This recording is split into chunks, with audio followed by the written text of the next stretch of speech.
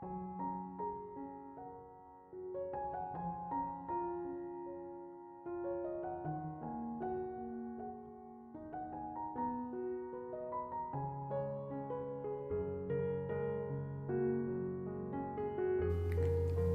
Ibu, saudara-saudari, adik-adikku yang terkasih, apa kabar hari ini?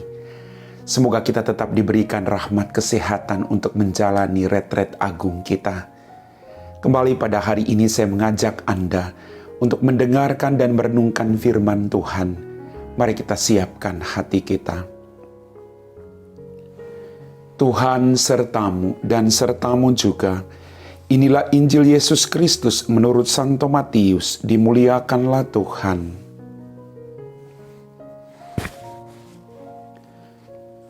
Dalam khotbah di bukit berkatalah Yesus kepada murid-muridnya, "Jika hidup keagamanmu tidak lebih benar daripada hidup keagaman ahli-ahli Taurat dan orang-orang Farisi, kalian tidak akan masuk ke dalam kerajaan surga. Kalian telah mendengar apa yang difirmankan kepada nenek moyang kita. Jangan membunuh. Siapa yang membunuh harus dihukum. Tetapi aku berkata kepadamu, setiap orang yang marah terhadap saudaranya harus dihukum. Barang siapa berkata kepada saudaranya kafir, harus dihadapkan ke mahkamah agama. Dan siapa yang berkata jahil, harus diserahkan ke dalam neraka yang menyala-nyala. Sebab itu, jika engkau mempersembahkan persembahan di atas mezbah, dan engkau teringat akan sesuatu yang ada dalam hati saudaramu terhadap engkau, tinggalkanlah persembahan di depan mezbah itu, dan pergilah berdamai dahulu dengan saudaramu, lalu kembali untuk mempersembahkan persembahan itu. Segeralah berdamai dengan lawanmu selama engkau bersama-sama dengan dia di tengah jalan, supaya lawanmu itu jangan menyerahkan engkau kepada hakim, dan hakim itu menyerahkan engkau kepada pembantunya, dan engkau dilemparkan ke dalam penjara. Aku berkata kepadamu, sesungguhnya engkau tidak akan keluar dari sana sebelum engkau membayar hutangmu sampai lunas." Demikianlah sabda Tuhan. Bapak, Ibu, saudara-saudari, adik-adikku yang terkasih, kehidupan keagaman yang baik adalah memperhatikan kebutuhan orang lain dan tidak menyakiti hati siapapun. Kita diajak untuk dalam kehidupan ini saling mengasihi, tidak menyimpan dendam, kebencian, kemarahan, menggosipkan orang.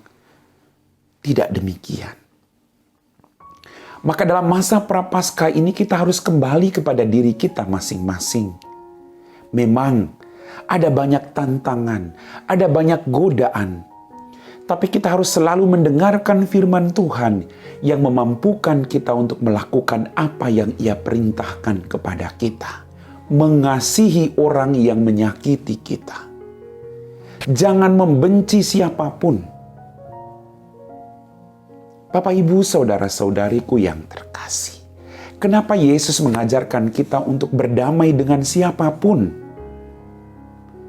Karena dengan memberi maaf, hati kita jauh lebih tenang, hidup kita jauh lebih bahagia. Selama kita menyimpan kemarahan terhadap orang lain, maka hidup kita akan menjadi tidak tenang. Yesus mengajarkan kepada kita bahwa ketika kita mengasihi sesama, berarti kita mengasihi Allah. Maka kalau kita mau mempersembahkan persembahan kepada Allah, tapi kalau kita masih teringat ada sesuatu yang kurang baik dalam diri kita terhadap saudara kita, tinggalkan persembahan itu. Berdamailah dahulu, agar persembahanmu itu menjadi berharga di hadapan Allah. Karena apa yang kau lakukan pada salah seorang yang paling hina ini, engkau telah melakukannya untuk aku, kata Tuhan.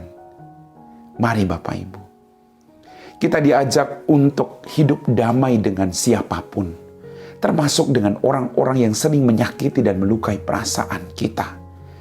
Karena itu kita mohon rahmat dari Tuhan, agar kita juga mampu melakukan itu dalam kehidupan kita, bukan karena kekuatan kita, tapi karena rahmat dan belas kasih Allah yang memampukan kita untuk bisa berdampingan dengan orang-orang yang ada di sekitar kita, termasuk orang-orang yang sering menyakiti kita.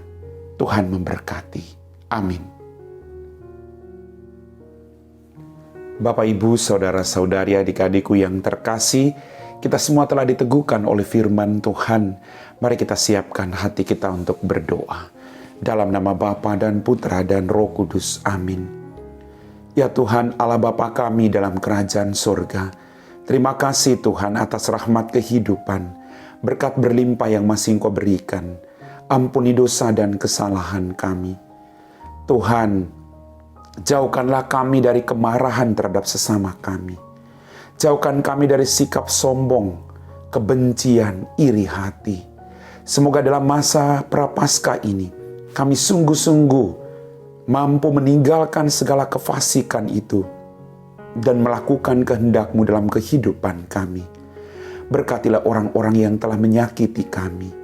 Berikanlah kami kekuatan Tuhan, agar kami selalu mendengarkan Engkau dan melakukan kehendak-Mu. Biarlah hidup kami membawa berkat bagi siapapun Tuhan. Kami puji Engkau Bapa, kini dan sepanjang segala masa. Amin.